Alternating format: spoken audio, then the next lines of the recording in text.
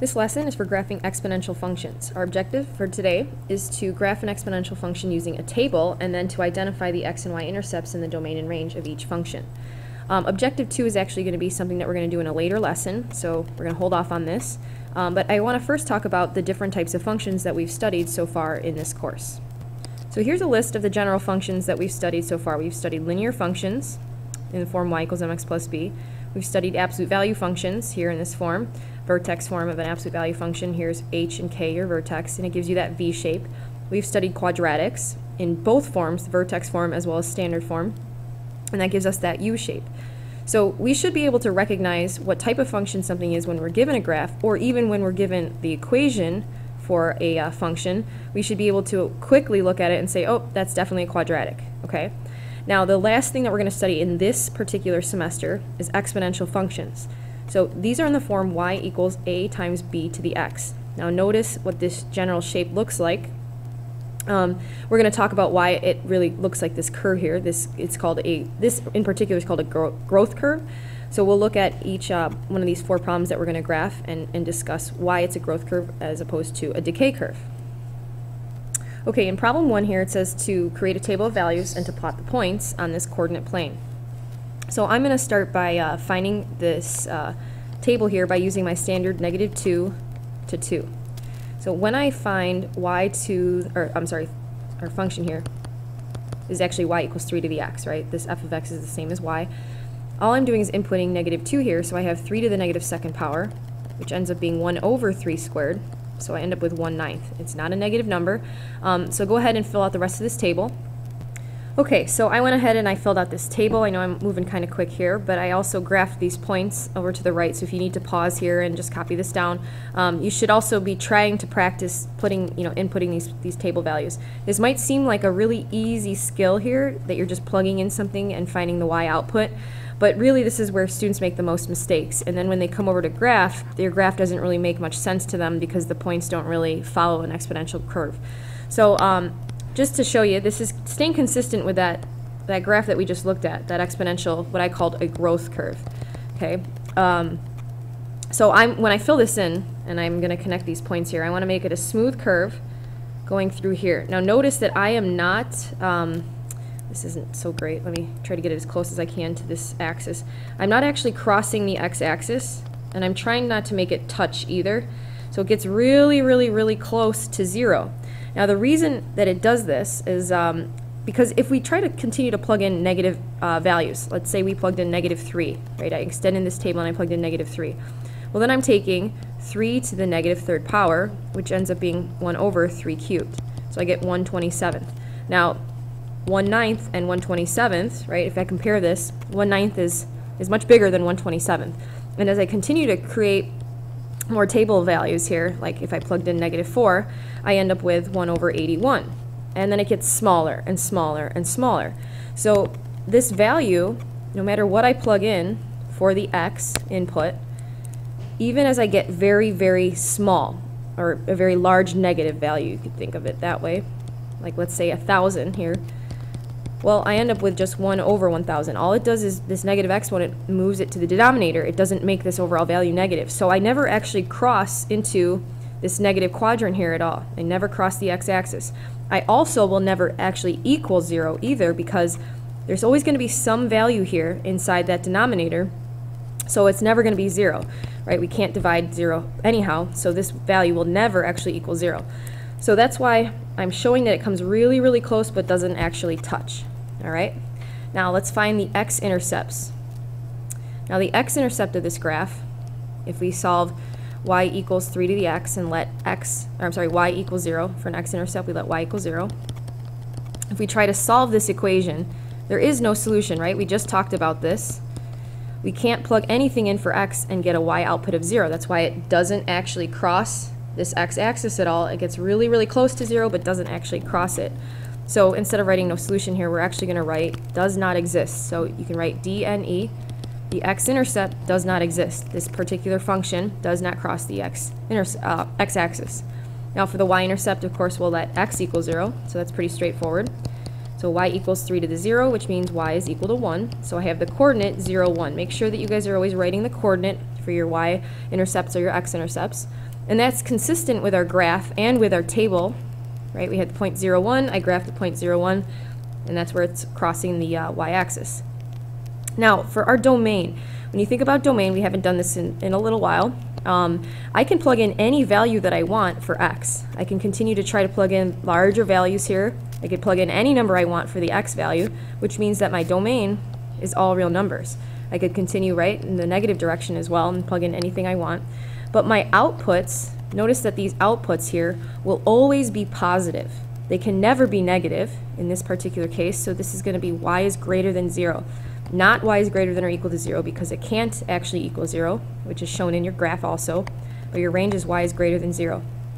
Now this last word here, this vocabulary term, it's called an asymptote. We're going to find the equation of an asymptote. Now here is the definition.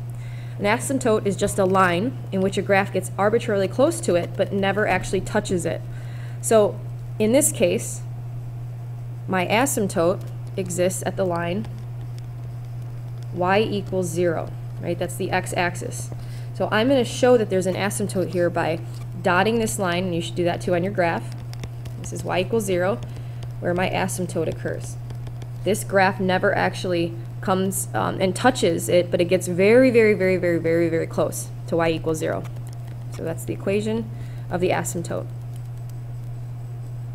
Okay, next up in number 2, I'm going to graph f of x is equal to 2 to the x plus 4. So the order of operations here is really important. I'm going to start with that standard negative 2 to 2, and when I plug in 2 to the negative second plus 4, make sure that you're doing this properly. This is going to be 1 over 2 squared, so 1/4 plus 4.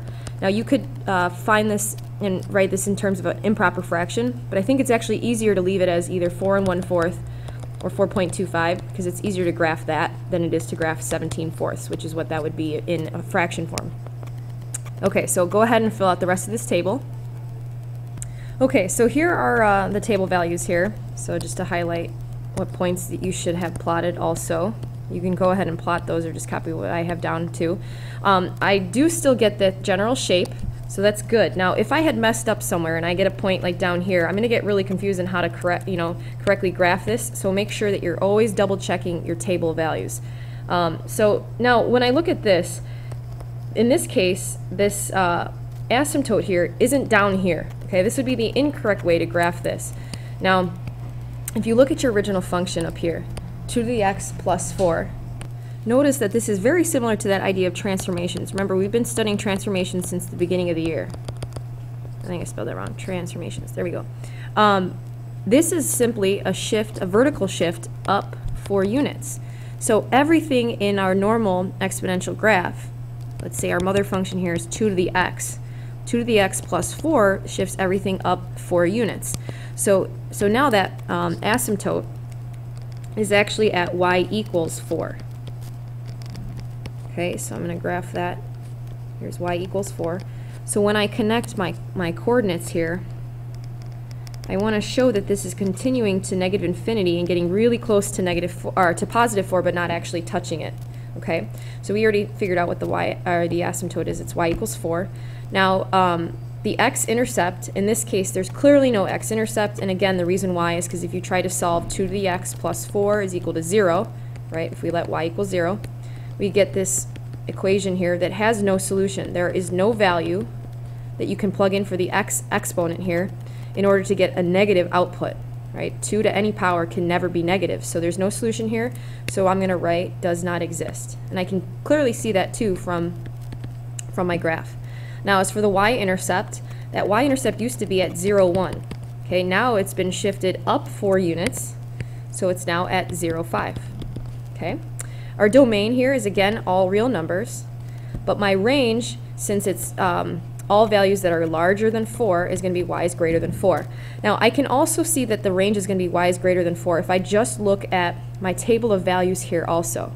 Okay, I have negative values plugged in, and it starts getting smaller and smaller, 4.25. If I started to plug in 2 to the negative 3rd power plus 4, I'd have 1/8 plus 4. Clearly this is smaller than 4 1/4, and it just continues to get smaller and smaller. So even if I plugged in a huge negative number, like let's say it was 2 to the negative 1,000th plus 4. Well, that's simply 1 over 2 to the 1,000th plus 4. Even though this is a teeny tiny number, right, it's still adding something to 4. So this number can never actually just equal 4 because I'm always adding some small value to it, okay? That's why my range is y is greater than 4 as opposed to y is greater than or equal to 4, okay? All right, the last part here is the summary of these graphs. Now, as x increases, so we say x increases when we move to the right, okay? The values get larger. Y also increases. So you can see that from your table also. As these values increase, these values here also increase. This is called an exponential growth function, okay? Now, I already talked about a growth function, but the reason why we call this exponential is because if we take a look at our values here, our y outputs, they start getting larger and larger. The difference between the y outputs also gets larger and larger. So if I had plugged in 3, the next coordinate would be 2 to the 3rd plus 4, so it would be 12, 3, 12. So notice that the difference between this 8 and 12 continues to get bigger. The larger that I put the value in for the x, the higher that y output is.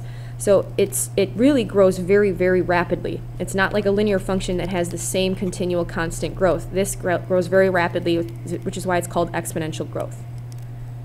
Okay, next up in number 3 here, we're going to sketch the graph of 1/4 to the x power. Okay, next up we have the graph of y equals 1/4 to the x. Now our base is a little bit different than the last couple bases. The last couple bases were 2 to the x and 3 to the x, so I had a base of 2 and a base of 3. Those numbers are larger than 1. Here I have a value that's less than 1, and we'll talk about that at the bottom of the note sheet. But let's just go ahead and plot our standard -2 to 2. Now when you plug in 1/4 to the -2nd power, you can do this one of two ways. You can take the reciprocal right away and square it, so you get 16 over 1, so just 16. Or you can also, distribute that -2 to the numerator and the denominator. So you'd have 1 to the -2nd power over 4 to the -2nd power, and then you'll still have to move both of those to get 16. Now, it's really easy to make a lot of mistakes here, so just like I said, be very careful when you're making your tables. So go ahead and fill out the rest of that. Okay, so here's the rest of my table. Now, this time that growth curve doesn't actually, it's not considered a growth curve anymore. Our exponential function here, if I connect these, no longer takes that shape that we saw before, right? That's the shape we saw before. Now, it looks like it's just been flipped, and this time it's been flipped over the y-axis. So we took a function that looked like this, and now it kind of looks backwards, like that. It's flipped over the y-axis. Now, I want to talk real briefly about why that happens. If we take a look at our original function, y equals 1/4 to the x, I can also write that as y equals 4 to the -1st power raised to the x, which is really 4 to the -x. Now remember when we did stuff like y equals x squared and we compared it to y equals -x squared. This graph is an upward facing parabola, while this is a downward facing parabola. This negative flipped it over the y-axis. Okay, here this negative in front of the x flips it over the oh, did I say y-axis back here? Sorry, I meant to say x-axis, right? X-axis is the horizontal one. This time it's flipping it over the y-axis, so it's taking this graph here and flipping it over a symmetrical y-axis, okay? All right, so we clearly get a different shape when my base is less than 1, okay? That's kind of going to be a hint to you on what type of function you should see and what you should be graphing when your base, the thing that you're raising the exponent to, when that base is less than 1, okay? All right, let's work on the x-intercept. There is no x-intercept here, because as you try to continue to increase that value here, if I plug in 3, I get 1 over 4 cubed, so 1/64th, and so on. And you're seeing the same pattern as you saw in the growth curves, where at some point you reach an asymptote, okay? So there is no x-intercept. I'm going to write does not exist. There is a y-intercept. I already found it. It was 0, 1. The domain of this function is also all reals. And the range in this case is greater than 0 again, because if I continue to take really large values of x, 1/4 to the 1,000th power is just going to be a huge number in the denominator, which means that this is a very teeny tiny number. It's close and close and closer and closer to 0, okay, but number actually hits it, so y is greater than 0. Our asymptote is at y equals 0, and I'm going to graph that asymptote here. Just dash the line. Make sure you're always labeling too. Y equals 0. Label your coordinates also. That definitely helps you out as well if you label your coordinates and everything, and gets you better points on your quiz and test. All right, last question here is to sketch this graph here. Now notice that this is a 3 multiplied by 1/2 to the x minus 1. You might also see it written like this.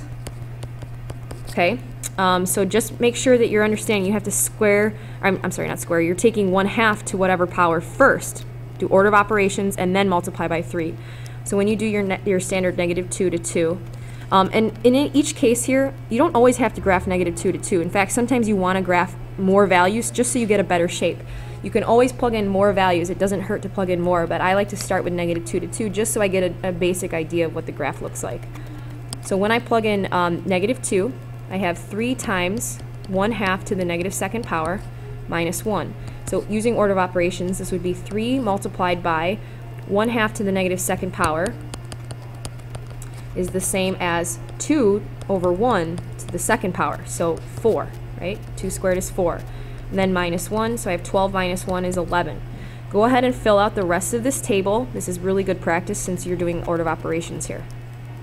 Okay, so I just did -1 and 0 real quickly because I think those are a little bit easier than when you start plugging in 1 and 2. So if I do 1 and 2, let's do this together. I'd have 3 times 1/2 to the first minus 1, so this is 3 times 1/2 minus 1. So this is 3 halves, right? 3 times 1/2 is 3 halves minus 1. Use a common denominator here, and you get 1/2. So I'm plotting the point 1 comma 1/2, or you can leave this in decimal form too, 1 comma 0.5. But none of this should be done with a calculator, so make sure you're always practicing without a calculator. And then when I plug in 2 here, I get 3 times 1/2 squared minus 1. So 3 times 1/4 gives me 3/4. And I get 3/4 minus 1, which is -1/4. Now in this case, I'm getting a negative output. In all of the other problems, we had all positive values for our output. Here, I'm getting a negative output, and that's because I'm actually shifting this vertically down 1. So my normal graph, that kind of looks like this, right, is now being shifted everything down 1 unit, okay? So now I'm getting into the negative quadrant here. So when I go to graph this, I actually will end up with an X-intercept. So I'm going to plot these points real quick and try to clean this up a little bit. Okay, so plotting these points, it's actually kind of hard to see where your asymptote is going to be. So what I would suggest, if you're not quite sure where it's going to be, because it's an exact location, you have to make sure you find it exactly. You can't just kind of approximate it. I would continue to plug in values. If you plug in 3 here, you're going to get a value that's smaller and smaller, but it never actually crosses -1. Y equals -1.